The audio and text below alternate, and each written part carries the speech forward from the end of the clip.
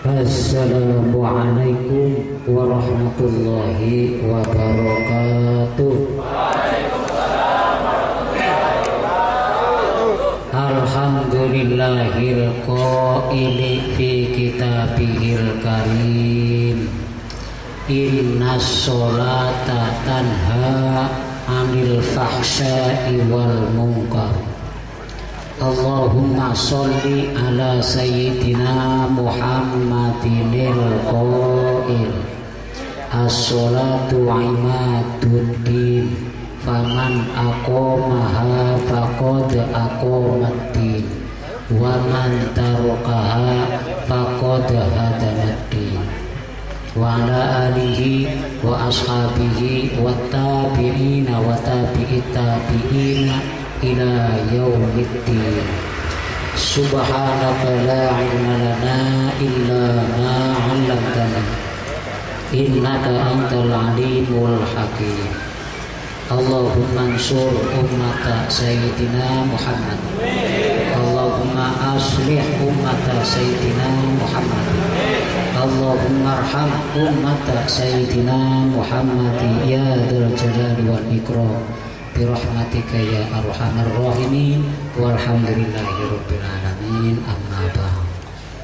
Hadratul kurama, para alimil ulama, para masyayikh, para habaib, para asatidz wal asatidah, wabil khusus mubalik yang kita sengaja undang, yaitu Bapak Kiai Haji Ahmad Mustafa yang insyaallah hadir di tengah-tengah kita.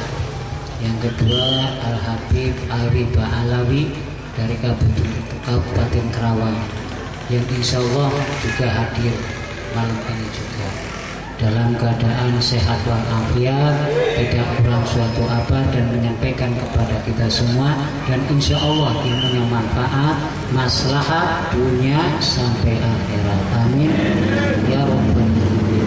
Guru-guru kita semua yang sudah hadir dan barusan menyampaikan, Ustadz Ahmad Romboni berapi-api, maklum jiwa muda, baru ngomong udah takbir dulu, Allahu Akbar. Saya emang gak kuat suaranya, ya itulah paknya, emang masih muda gitu. Alhamdulillah pula hadir Habib Noval Asgaf, Habib Al-Husni, itu siapa saya kurang begitu paham, yang penting hadir nih. Ada Habib Yusuf. Beliau mudah-mudahan kehadiran beliau membawa berkah bagi kita semua. Amin ya rabbal alamin. Itu kemudian tokoh kita, yaitu tokoh pemuda, tokoh masyarakat, tokoh segala-gala, tokoh material termasuk tokoh besi, yaitu dan orang tua kita Bapak Haji Haryanto hadir di tengah-tengah kita. Itu tokoh segala tokoh. Bapak-bapak dan saudara-saudara hadirin, ibu-ibu, mbak-mbak hadirat, wabil khusus Jamiah Al-Ittihadiyah yang saya hormati dan semoga dimuliakan oleh Allah Subhanahu wa ta'ala. Kemarin saya bicara hampir 2 jam katanya, gak terasa. Kalau sekarang kepengennya 5 menit aja. Kalau Pak Kiai datang saya langsung turun maksudnya. Ini habis saya ada lagi enggak nih? Ada yang ngasih mau itu lagi, yang dari ini panitia pembawa acaranya mana? Ya maklum tuan rumah mananya, karena tuan rumah ini nggak tahu. Saya langsung mau balik ini ya nantinya, atau siapa? Kayak gitu. Oh, berarti saya nunggu berarti ya. Ya udah ngobrol aja ngobrol. Baik, pada kesempatan ini saya mencoba menyampaikan sekaligus mengingatkan pada diri saya dan kepada para jamaah tentang kejadian Isra wal Mi'raj Nabi besar kita Muhammad Sallallahu Alaihi Wasallam. Yang mana Isra Mi'raj itu kalau kita pelajari lebih dalam lagi, ternyata yaitu hasil dari Isra Mi'raj adalah perintah sholat. Sholat arti secara harfiahnya rahmat. Orang gak sholat gak dapat rahmat. Orang kalau gak dapat rahmat berarti gak dapat kasih sayang Orang nggak dapat kasih sayang Allah, hidupnya nggak bakal. Karena hidup enak itu karena kasih sayang Allah, bukan karena harta banyak, punya PT, punya rumah tingkat, punya mobil banyak, enggak. Rahmat. Kalau kepengen enak hidup, sholat. Di awal muqaddimah kita kaji bareng-bareng. Allah berfirman, innas sholata tanha 'anil fahsya'i wal munkar. Itu termaktub dalam surah Al-Ankabut ayat 45. Inna, Allah mengawali dengan huruf inna yang menunjukkan inna ini taukid, menguatkan kata-kata. Kalau secara harfiahnya sungguh. Allah kalau ngucapin sungguh udah harga mati. Kayak NKRI harga mati. Luar biasa. Jangankan mengeluarkan kata-kata inna, lau udah pasti, karena di Quran itu la raiba fi, nggak ada keraguan di dalamnya, pasti semua. Walau anna ahlal qura amanu wattaqau la fatahna alaihim barakatim minas sama. Seandainya penduduk ini beriman bertakwa, dibuka kabeh segala keberkahan dan semuanya. Lau, apalagi ini. Inna sholata, sungguh pasti yang namanya sholat itu tanha, pasti bisa mencegah anil fahsya wal munkar. Itu bahasa Quran, fahsya munkar. Bahasa kitanya pasti bisa mencegah dari perbuatan maksiat. Orang sholat masih yang bermaksiat, sholatnya belum diterima, minimal gak sempurna itu sholat. Orang sholat masih bohong, sarwa kene podo wae. Sholat bohong angger, sholatnya diragukan. Orang sholat masih korupsi, sholatnya pun masih diragukan. Sholat itu pasti, jujur pasti, apalagi adil. Ternyata pengadilan di mana-mana, keadilan susah dicari. Orang benar di penjara, orang salah leluasa. Itulah di negara kita, negara tetangga. Ya, tetangga mana tahu? Sholat berarti sumbernya itu. Kenapa korupsi di mana-mana? Sholatnya diragukan, sholatnya nggak benar. Bahkan siapa tadi sampaikan oleh guru kita, misionaris sudah bergentayangan di mana-mana. Ada yang lebih bahaya lagi, yang melekat di diri umat Islam. Ternyata orang Islam sendiri yang paling bahaya. Siapakah itu? Orang Islam yang tidak sholat. Dialah penghancur agama kita, yang tukang ngobrak-abrik agama kita, yang suka ngacak-ngacak agama kita. Orang yang gak sholat. As-sholatu imaduddin, kata Nabi. Sholat itu ibarat tiang. Kalau nggak ada tiang roboh nggak. Orang yang nggak sholat tukang robohin agama kita. Bahaya karena menyatu dengan kita. Makanya nggak usah berteman sama orang nggak sholat. Yang terang-terangan Islamnya tapi Islamnya remeng-remeng bakaruan. KTP Islam, aku Islam, berjuang atas nama Islam. Allahu Akbar. Sholat enggak. Banyak gitu ya. Jangan coba-coba Islam diganggu.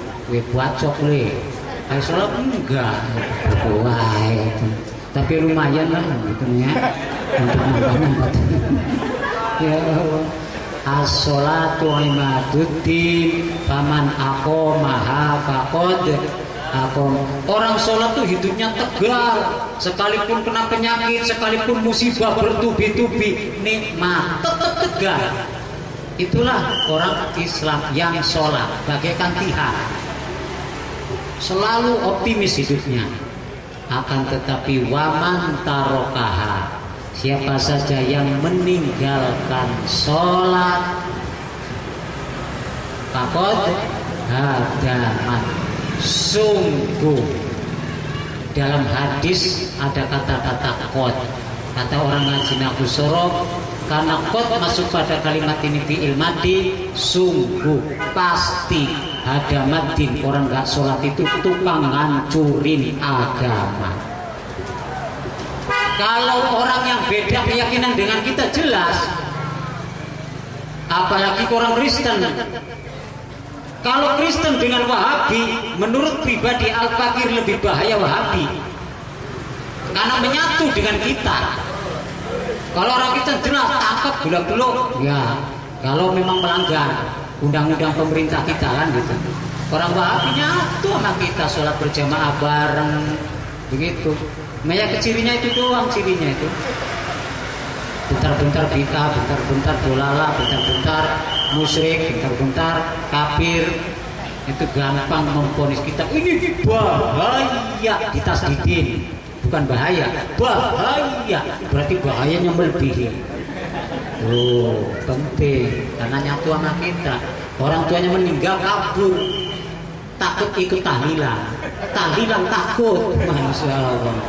Kata Nabi, orang yang takut tahlil itu la ilaha illallah, hanya setan dan iblis. Ya emang iblis ya setan-setan juga. Ternyata ada manusia begitu, ya mungkin keponakannya. Nah, itu kata Nabi. Ya Allah. Makanya bahaya sekali. Ini memang di Indonesia aliran luar biasa. Dan di Indonesia itu bebas, nggak ditangkap. Seperti Ahmadiyah, nabinya siapa? Mirja. Nabi kok Mirja? Namanya aja udah nggak pantas, apalagi Nabi. Ustadz aja nggak pantas kayaknya. Ustadz Mirja, nggak pantas. Mirja Ghulam Ahmad Az-Zakir.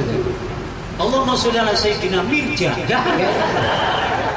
Tangkap karena bukan ngaku Islam, nabinya bukan Nabi Muhammad, tangkap kalau bisa. Tapi itulah Indo. Itulah Indo. Makanya kita udah antisipasi pribadi. Makanya kata Allah, ku anfusakum wa ahlikum. Nah, biarkan urusan pemerintah begitu, tapi kita wajib mengingkari kalau hukumnya tidak sesuai dengan hukum Allah. Cukup pribadi kita, keluarga kita jaga, jangan sampai naro masuk. Karena bagi neraka ternyata luar biasa. Waquduhan nasu wal hijarah. Bahan baku neraka ternyata nas, manusia, ngeri sekali. Manusia kayak kambing di sate. Ingat waktu itu sama Pak Haji itu di Subang. Di mana tuh? Ciater. Lumayan jalan-jalan ke Ciater. Jadi paham ada sate guling. Sate guling itu sate kambing, ibarat manusia di sate guling begitu, ya Allah nggak bisa ngebayangin. Itu di neraka itu bahan bakunya bukan kayu bakar, manusia ternyata menyala, tapi hidup la yamutu fiha wa la yahya. Datang ya, alhamdulillah. Ini mau kesana semua datang belum sih? Masih semua, sini lah. Biasanya ngomong capek-capek nggak didengerin. Ya nggak apa-apa, emang begitulah hidup. Jadi variasi, jadi ada yang di sana, ada yang ke sana. Memang harus bikin variasi kan, begitu kan? Ya, kalau kesini semua nggak variasi. Kita harus husnudon, nggak boleh sudon. Kembali lagi. Oh iya benar datang, maka alhamdulillah yang ditunggu-tunggu. Moga-moga marhaban ahlan wa sahlan bi hudurihim. Nyampe kemana tadi? Hilang saya tuh biasanya kalau ngaji kan.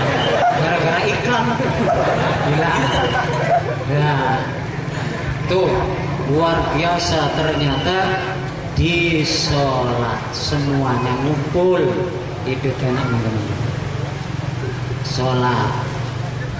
Kemudian yang anehnya lagi kalau kita pikir kita udah capek-capek sholat, oleh Allah ada tuh surat Al-Maun ayat 45 kalau nggak salah tuh. Wailul lil musallin alladzina hum an sholatihim. Wajib nyampe situ tuh. Napas kuat nggak kuat nyampe situ. Tapi kalau coba-coba kita baca wailul lil musallin berarti murtad. Ya untung ngajinya masih ikro, nggak apa-apa lah. Iya, masih ikro kan sepotong-sepotong. Apa maksudnya? Wailun celaka. Wail itu dalam tafsir di dalam kitab Irsyadul Ibad itu siksaan yang amat mengerikan. Sebagian riwayat wakila wadin fi jahannam, jurang di neraka jahanam. Jadi wel itu bukan nama neraka, wel neraka wel bukan. Nama neraka itu jahanam, nama neraka itu sair. Ternyata ada orang tua punya anak namanya Sair, sampai ngomong begitu gitu, nggak ada lagi katanya. Namanya siapa? Sair, kok bagus amat. Loh, yang nanya nggak ngerti lagi. Begitu tanya sampai yang ngerti, yang bener apa? Sair. Yang diulangi Sair. Sair itu neraka, tau nggak? Oh neraka, buru-buru kepengen dibatalin. Yo, yang penting di Quran baik, makanya kudu ngaji. Emang pantas sih Sair, Sair, pantas banget. Padahal mau di kotanya neraka. Ya, makanya kudu ngaji. Sair, Sair. Jangan dah. Tuh, taunya kan neraka jahanam serem, padahal jahanam itu neraka ringan. Masih bisa Sair. Ya Allah, tuh. Itu wajib di jahanam. Untuk siapa? Lil musallin. Ternyata untuk orang yang sholat. Sholat ya mungkin Wahabi tuh. Si sompret sama kampret. Itu temennya tuh. Sompret kampret keluar lagi. Nah, untuk orang sholat neraka karena nggak pakai ilmu, karena nggak pakai guru, sanadnya nggak mutasil, hati-hati. Sholat jengklat-jengklit sekalipun usianya ribuan tahun, sholat berjamaah terus, paling depan terus, bilang lu nginjak sikil batur, umpamanya tuh, sampai rapat sholatnya paling khusyuk kayaknya, neraka. Kalau nggak percaya baca syariatnya, kita ngaji lagi tuh sama guru. Tuh orang sholatnya betul neraka juga, apalagi yang nggak sholat-sholatan, ya udah intip neraka. KTP Islam, KTP-nya kabur plus satu surga, orangnya ketinggalan nyemplung ke neraka. Ya Allah, tapi nggak ada kilo KTP masuk ke surga ya. Ini saya ya nambah bumbu kata-kata aja. Ternyata yang sholat di neraka. Yang sholatnya bagaimana? Alladzina hum an sholatihim. Pengertian an sholatim sahun ini yuakhiruna sholat. Orang yang mengakhir-akhirkan sholat mundur-mundur sampai belas waktunya habis. Ada lagi emang benar dari takbiratul ihram, ingatnya putus cinta sampai selesai, ngelamun aja sholat, atau ingat kreditan belum lunas, ya sama aja. Tapi insya Allah kalau kita masih topang dengan tolabul di Ngampura, masih bagus tingkatan kita orang awam, yang penting baca Fatihah nyampe waladhdallin itu khusyuk, lumayan lah begitu. Ini mah nggak nyampe, nyasar kemana? Nah itu nggak khusyuk. Pas begitu ruku baca surat nanya, udah itu perlu diruat itu yang begitunya. Makanya penting nanti insya Allah disampaikan. Kayaknya udah bosan saya ngomong lagi, ngomong sono ngomong sini ngomong, mumpung udah datang mubaliknya. Insya Allah biar leluasa yang menyampaikannya. Hanya itu yang bisa Al-Fakir sampaikan, mudah-mudahan ada manfaatnya. Pesan terakhir, tolong ngaji atau hadir di majelis taklim, wajib hukumnya. Jangan sampai kita tidak taklim sampai seumur hidup bila belum. Nyampe kiamat kalau memang ada kiamatnya, nyampe meninggal dunia, itu wajib hukumnya. Karena mohon maaf, kalau kita nggak pernah hadir atau tidak hadir di majelis taklim kurang dari 40 hari, 40 hari lebih parah lagi. Jangan sampai 40 hari. Kata Nabi itu orang kosa kolbu, keras hati. Keras hati lebih parah daripada keras kepala. Kita dengar kalau ada orang keras kepala disebut orang sombong, itu orang. Tapi keras kepala lebih parah lagi, keras hati. Sebab apa? Karena tidak ngaji sampai melebihi 40 hari. Hati-hati, keras. Makanya sok ngaji 40 hari, marah-marah dulu, ya kan? Soalnya berhenti, coba berhenti aja. Tapi jangan kalau bisa ya, takutnya meninggal malah. Ya berarti udah marah-marah melulu, galau terus, pusing terus. Apa sebab? Tidak tolakul ilmi. Kuncinya aja di tolakul ilmi. Titik al-ittihadiyah wabil khusus. Mudah-mudahan nambah terus jamaahnya, mengikuti ahlu sunnah wal jamaah. Nanti kita bareng-bareng semua yang hadir, ilmunya muslim muslimat. Nanti mudah-mudahan Allah pertemukan di dalam surganya Allah Subhanahu wa ta'ala. Jannatul na'im, surga yang penuh kenikmatan di dalamnya. Amin ya rabbal. Kurang dan lebihnya mohon maaf. Akhirul qouli wa wal muwaffiq ila aqwamit thoriq. Wassalamualaikum warahmatullahi wabarakatuh.